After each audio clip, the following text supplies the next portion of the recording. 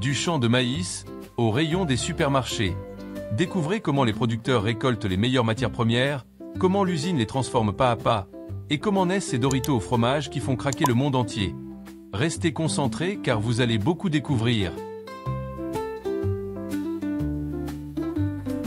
Les Doritos ont été créés par Arch West, un cadre marketing de Frito-Lay, dans les années 1960. Il a découvert des tortillas croustillantes dans un restaurant local à San Diego, en Californie.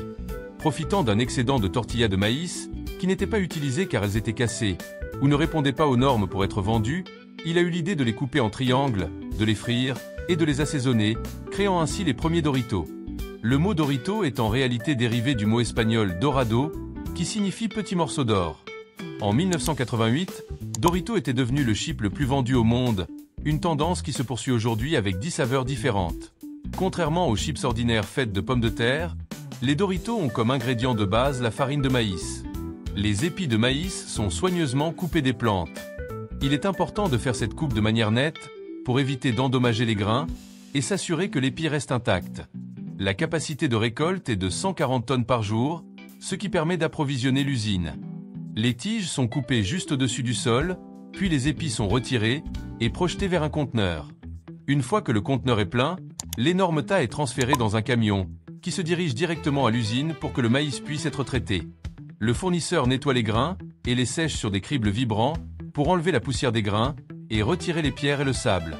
Il est maintenant nécessaire de s'assurer que la teneur en humidité des grains est augmentée, jusqu'à ce que le niveau d'humidité soit de 14%, ce qui est très important pour le processus de production ultérieur. Ensuite, ils sont envoyés à l'usine de Nacho. Cette usine reçoit une livraison de 45 000 kg de maïs tous les jours. Le maïs sec est transféré de grands silos de stockage à une marmite, où il est cuit dans l'eau. Au cours d'une année, cela représente plus de 6 500 000 kg de produits finis. C'est beaucoup de maïs. L'usine de Frito-Lay est l'une des plus grandes usines de chips au monde. Elle peut produire plus de 100 000 paquets de Nacho par jour, qui sont ensuite distribués sur le marché.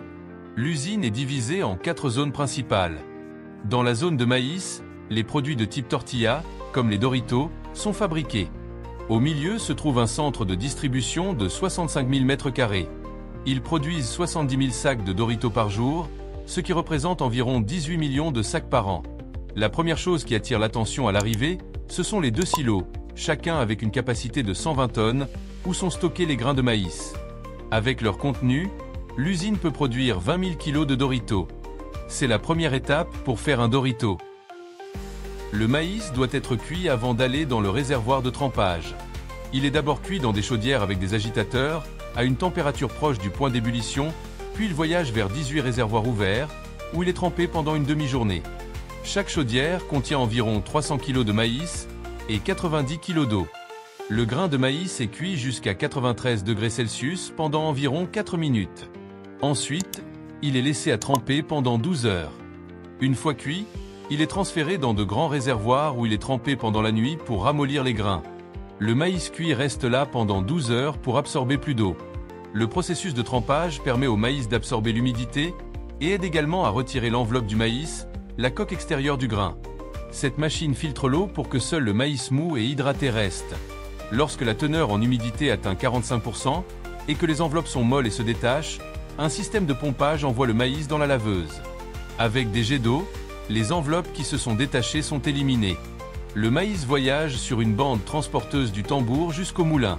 Après le nettoyage, il est dirigé vers une machine de broyage, où des pierres de moulin rotatives broient le maïs en une pâte.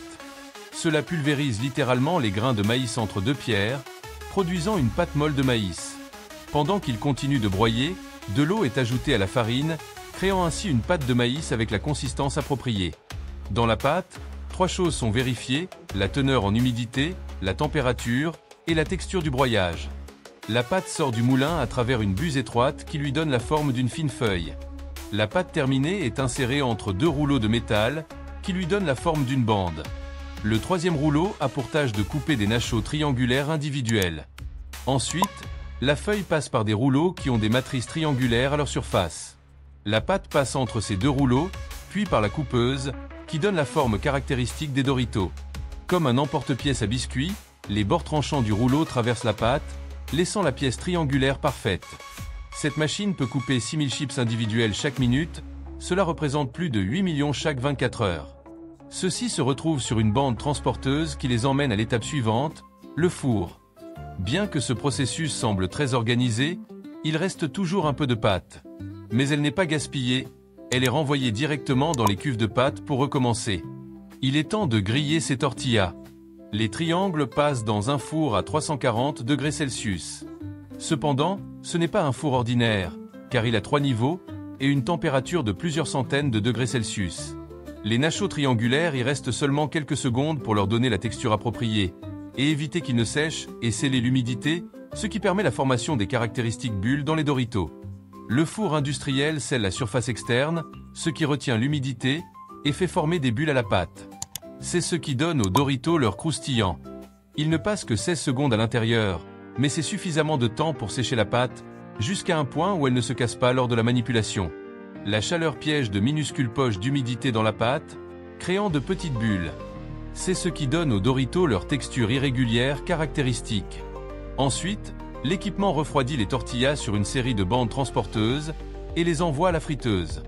Cette petite pause donne également aux inspecteurs le temps de vérifier qu'aucune ne soit brûlée. Depuis le four, une bande transporteuse emmène les triangles jusqu'à la friteuse.